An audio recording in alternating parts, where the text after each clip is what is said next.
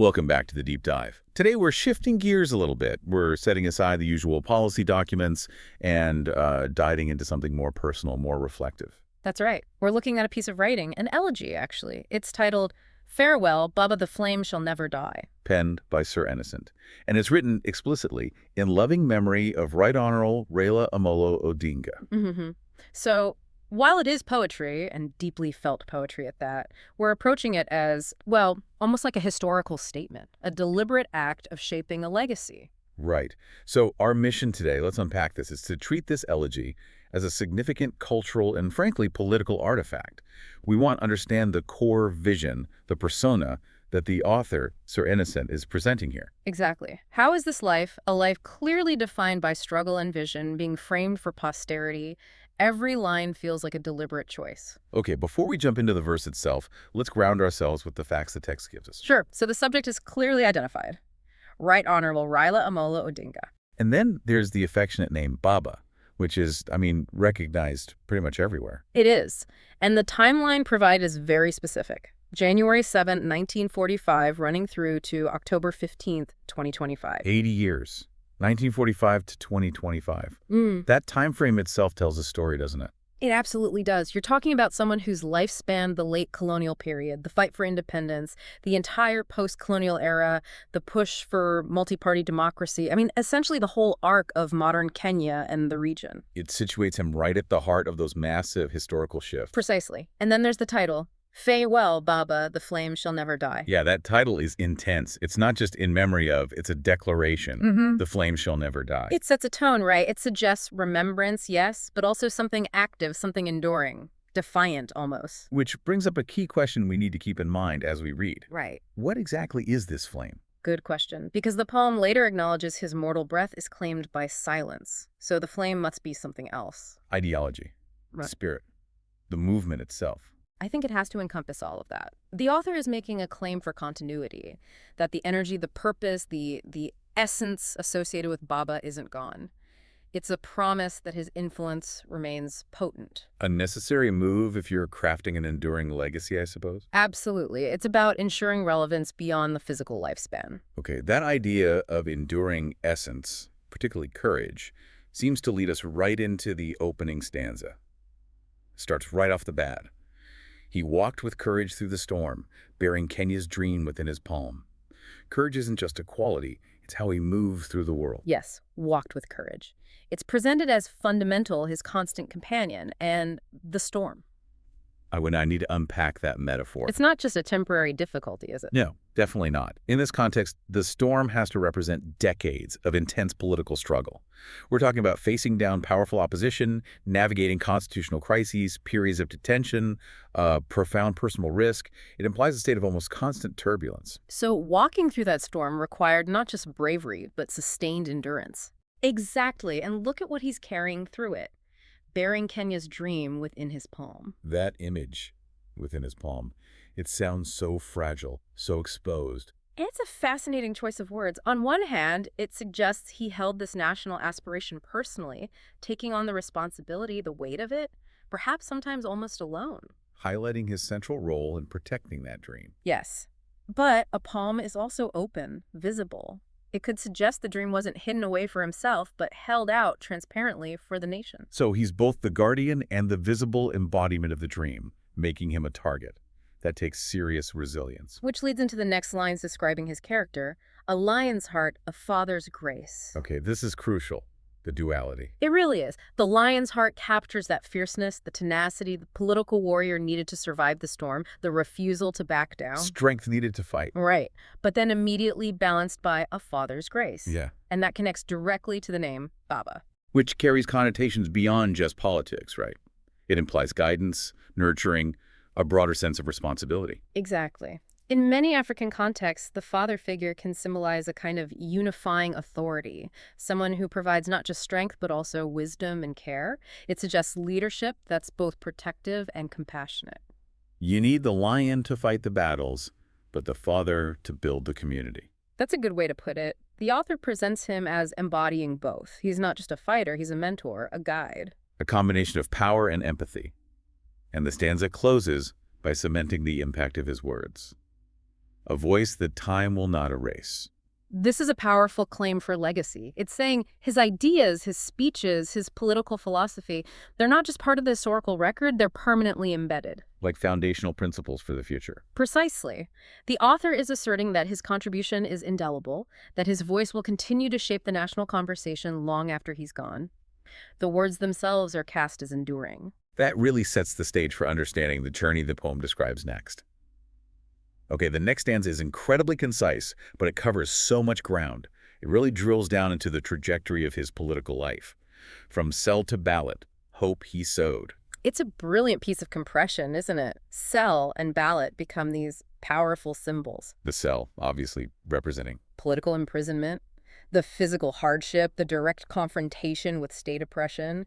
In many post-colonial narratives, enduring the cell is almost a requirement for authentic leadership, proof of sacrifice. It validates the struggle as being more than just ambition and the ballot. That represents the shift, or the attempt to shift, towards democratic means, engaging with the electoral process, seeking power through popular mandate rather than just resistance. So the journey is from outright opposition and suppression to participating in and trying to shape the democratic system. Exactly. And the crucial outcome, according to the author, is that through this entire arduous process, hope he sowed. He didn't just endure, he actively cultivated hope along the way. The implication is that his resilience, his very survival and continued engagement, planted seeds of possibility for others. That change was achievable. And this hope is positioned against what came before it. Where fear once lived, freedom flowed. Yeah, this line paints a picture of the preceding political climate. A climate dominated by fear, fear of the state, fear of speaking out. The author is claiming his actions, his movement, directly countered that atmosphere of intimidation. And notice the verb, freedom flowed. It's dynamic. Not just freedom arrived or freedom was granted, flowed. It suggests a pervasive, ongoing process, like water spreading, displacing the stagnation of fear. It implies systemic change, perhaps constitutional or legal reforms, that created a fundamentally different environment. A widespread liberation, not just isolated gains. Right. But the poem doesn't shy away from the cost of achieving this. It acknowledges the hardship. Through tears and trials, still he stood. Tears and trials that covers both the emotional toll and the political setbacks, I imagine. Absolutely. We know his career involved numerous incredibly difficult moments, contested elections, personal losses. The emphasis on still he stood underlines that resilience. He wasn't broken by these setbacks. He maintained his stance despite the cost. But why? Why endure all that? The stanza gives us the answer, the driving motivation.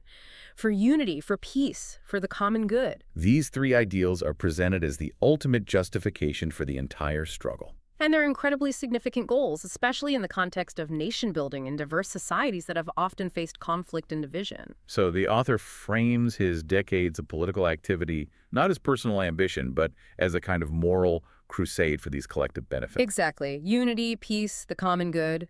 These become the ethical pillars supporting his political life. It elevates the narrative from partisan politics to national service. It casts the journey from the harsh reality of the cell to the complexities of the ballot box as being driven by this higher purpose. And that higher purpose, that vision, is really fleshed out in the third stanza. It starts by showing how his message resonated. His words became the people's song, his dream that Kenya would belong. This is a key transition point. His personal vision, articulated through his words, didn't just stay his own. It was adopted, internalized by the populace, becoming a people's song. Suggesting a deep connection, widespread acceptance of his message. Yes, it implies his rhetoric struck a chord emotionally and politically across different groups. And the core of that dream is defined very specifically. That Kenya would belong to every tribe, to every child. This is critical. The author directly addresses the challenge of national cohesion, of ethnic divisions, which has been, a persistent issue. And generational divisions, too, every child. Right. The vision is explicitly inclusive. It's a Kenya where identity markers like tribe or age don't determine your sense of belonging or your rights. It's a direct counter to political marginalization. A nation where everyone feels they have a stake, a home. Exactly. And then the poem describes the desired state of the people within that belonging Kenya. And the language gets really striking here. Yeah. To walk unchained, unbent, and wild. Wow. Let's break that down. It's a powerful triad of descriptors for liberty. Unchained seems the most straightforward, freedom from oppression, literal and figurative shackles, connecting back to the cell. Yes, physical and political freedom. Then unbent. What does that suggest to you? Dignity, resilience, refusing to bow down, refusing to compromise core values or be subservient, standing tall. I agree. It speaks to an inner fortitude, a refusal to be broken or diminished, politically or spiritually. And then wild. That's the one that jumps out. It's not a word you typically associate with political freedom in, say, a policy document. No, it's provocative. Wild suggests something innate, natural, untamed. It's not just freedom granted by the state, but an inherent liberty. Like the freedom to be authentic, to express individuality without constraint, a kind of sovereign spirit. I think that's it. It elevates the struggle beyond just achieving legal rights to achieving a state of fundamental human dignity and, yes, kind of radical self-determination. It rejects any form of imposed control, be it colonial, authoritarian, or otherwise. It's a deeply poetic, almost spiritual vision of freedom. It really is. Then, the poem snaps back to the present moment of loss, the immediate aftermath. Today, the land stands still and weeps, as Kisumu calls, and history keeps. This grounds the abstract vision in concrete reality. The entire land stands still. It signifies a moment of profound national shock, respect, a pause in the nation's life. And the specific mention of Kisumu calls. That anchors the loss geographically. Kisumu, his political heartland. It acknowledges the specific intense grief emanating from his core base, connecting the national figure back to his roots. Bringing the collective mourning back to a specific place and people. Yes. And the line concludes, and history keeps, the tale of Baba, brave and kind, a visionary ahead of his time. So history itself is personified as the keeper of his story. It's an assertion of his permanent place in the national narrative. Absolutely. He's not just mourned. He's officially inscribed into the historical record by the author. And those final descriptors, brave and kind, reinforcing the earlier duality, and then a visionary ahead of his time, set us up for the final reflections. Let's pick up on that specific designation, a visionary ahead of his time. That's a really interesting label, isn't it? Especially for someone who, despite decades of struggle, didn't quite reach the ultimate executive position in the way many anticipated. It's a way of framing his entire career, perhaps. The author might be suggesting that the reason he faced so many trials, so much resistance, was because his ideas about unity, democracy, social justice were actually too advanced for the political realities he operated within. So the implication is that the nation, or the political system, wasn't quite ready for what he was offering. That seems to be the implication. It provides a narrative explanation for the difficulties, framing them not as failures, but as consequences of being prophetic. He was blazing a trail others weren't yet prepared to follow. Which creates a certain tension, though. If his work is now done, as the poem concludes, but he was ahead of his time, does that mean the vision itself remains incomplete, left hanging? That's the crucial point, isn't it? And the poem addresses this immediately by moving beyond mortality. It pivots from the end of his physical life to the continuation of his influence. Though silence claims his mortal breath, his spirit walks beyond death. Right. This is the assurance. Death isn't the end of his impact. His spirit, which we can interpret as his ideology, his example, the flame continues. It operates on a different level now. Providing comfort, but also asserting ongoing relevance. The legacy isn't buried with him. Exactly. And the poem even describes how this enduring spirit manifests in everyday life. In every dawn, in every cheer, the soul of Baba lingers near. So his influence isn't just an abstract historical fact. It's felt in moments of hope, dawn, and collective celebration. Cheer. Yes, the author is suggesting that the inspiration drawn from his life and struggle continues to permeate the national consciousness. His ideals are still present, offering guidance or perhaps a standard to aspire to in the daily rhythm of life and in moments of shared national feeling. It's like his legend begins where his life ends, the ideas becoming even more potent once detached from the man himself. That's a good way to see it. The spirit becomes synonymous with the enduring principles he fought for. And this leads into the final address to him. Farewell, great son of Africa's soil, acknowledging his continental significance. Your sweat, your tears, your noble toil have built the path for those to come. That line, built the path, feels like the ultimate summary of his contribution according to Sir Ennison. It frames his entire life's work, all the sweat, tears, and noble toil. Not necessarily as reaching the final destination himself, but as constructing the roadway, laying the foundation. Precisely. The value wasn't necessarily in completing the journey, but in making the journey possible for others. He did the hard foundational work, the building of the democratic infrastructure, perhaps. The value was in the building, not the residing. A powerful way to frame a life of struggle. And it provides a sense of closure while simultaneously opening a door for the future. The final line confirms this. Rest, Baba, your work is done. His personal struggle is over. He's paid the price, done the labor assigned to him. Yes, the task of path building is complete for him. He can rest, but the path itself remains. And the implicit message to everyone else, to the listeners, to the nation is, now it's your turn to walk that path. Exactly. The elegy functions as this powerful handover. Yeah. It memorializes the sacrifice, validates the struggle, and then essentially passes the baton, or rather points towards the path that sacrifice has created. It's a call to continue the work inspired by his legacy. It cements him as the foundational architect, whose structure now needs inhabitants to fulfill its purpose. Hashtag outro. Well, this has been a fascinating deep dive. We've really unpacked how this elegy, this tribute by Sir Innocent, works on multiple levels. It's not just mourning, it's constructing a very specific and powerful image of a leader. Absolutely. We saw those key themes emerge, the foundational courage, that lion's heart and father's grace. That incredible narrative arc condensed into From Cell to Ballot, the sheer resilience through tears and trials. And that driving vision for a truly inclusive Kenya, where everyone belongs, where people can walk unchained, unbent, and wild. It really distills a very long, very complex political life into these potent, memorable images and ideas. And if you think about the bigger function of an elegy like this, especially for such a major figure, it really works to transform that personal grief into a sort of national mandate. Well, by insisting the flame shall never die, by saying his spirit lingers, and crucially by declaring the path is built, the author shifts the focus. It moves from just looking back in remembrance to looking forward with responsibility. So the legacy isn't just something to be studied in history books. Exactly. It's presented as an active force, an ongoing mission. The emphasis is less on what he did and more on what needs to be done now, following the path he supposedly laid. It turns memory into motivation. Okay, so that leads us to our final thought for you, the listener.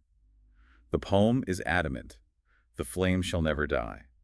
Sir Innocent insists the path is built, and that the core dream was for a Kenya belonging to every tribe, to every child. A dream of radical inclusion and that wild self-determination we talked about. So if that torch has truly been passed, as the elegy suggests, what specific part of that vision, that dream of belonging and freedom, do you think remains the most critical, maybe the most difficult challenge for Kenya today?